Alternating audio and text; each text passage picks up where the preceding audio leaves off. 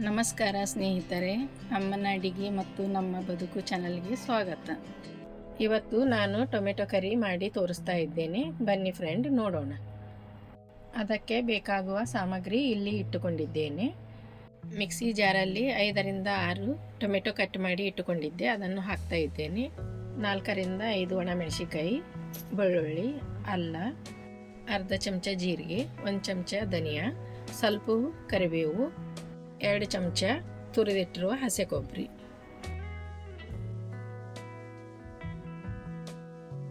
ಈಗ ಇದನ್ನು ಮಿಕ್ಸರ್ ಮಾಡಿ ತಗೊಳ್ತಾ ಇದ್ದೇನೆ. ಇದರಲ್ಲಿ ನೀರು ಹಾಕುವ ಅವಶ್ಯಕತೆ ಇಲ್ಲ, ಯಾಕಂದರೆ ಟೊಮೆಟೊ ಇರುತ್ತಲ್ಲ, ಬರೋಬ್ಬರಿ ಪೇಸ್ಟ್ ಆಗುತ್ತೆ.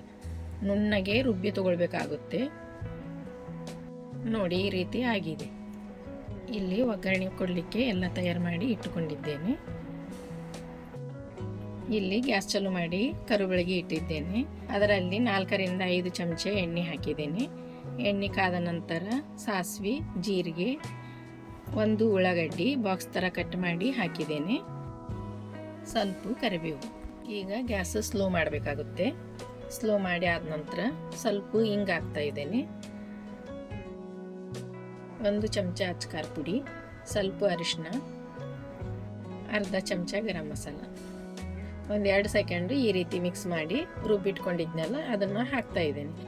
ಹಾಕಿದ ನಂತರ ಸರಿಯಾಗಿ ಈ ರೀತಿ ಮಿಕ್ಸ್ ಮಾಡಬೇಕಾಗುತ್ತೆ. ಮೊದಲು ಸ್ಲೋ ಇತ್ತು ಗ್ಯಾಸು, ಈಗ ಮೀಡಿಯಮ್ ಮಾಡಿ ಸ್ವಲ್ಪ ಕೈ ಆಡಿಸಿ 1 ಕುದಿ ಬಂದ ನಂತರ ಮುಚ್ಚಳ ಮುಚ್ಚಿ ಇಡ್ತಾ ಇದ್ದೇನೆ.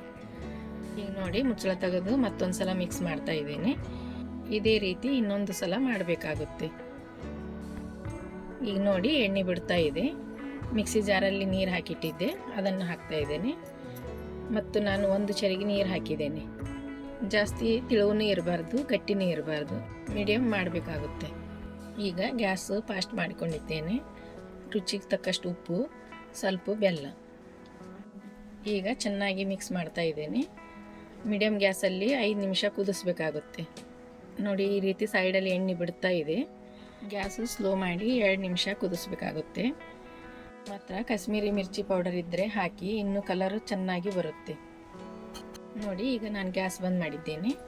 ಕೊತ್ತಂಬರಿ ಹಾಕಿ ಮುಚ್ಚಳ ಮುಚ್ಚಿ ಇಡ್ತೇನೆ. 5-6 ಟೊಮೆಟೊ ಕರಿ ಅಂದರೂ ಕೂಡ 6ರಿಂದ 7 ಜನ ಊಟ ಮಾಡ್ಬೋದು. ಇದನ್ನು ನೀವು ಚಪಾತಿ ಜೊತೆಯಲ್ಲಿ ಕೂಡ ತಿನ್ಬೋದು. ಅನ್ನದೊಟ್ಟಿಗಂತೂ ಸೂಪರ್ ಆಗಿರುತ್ತೆ. ಒಂದು ಸಲ ಟ್ರೈ ಮಾಡಿ, ತುಂಬ ರುಚಿಯಾಗಿರುತ್ತೆ. ಲೈಕ್ ಮಾಡಿ, ಶೇರ್ ಮಾಡಿ, ಕಮೆಂಟ್ ಮಾಡಿ ಮತ್ತು ಸಬ್ಸ್ಕ್ರೈಬ್ ಮಾಡಿ. ಧನ್ಯವಾದಗಳು.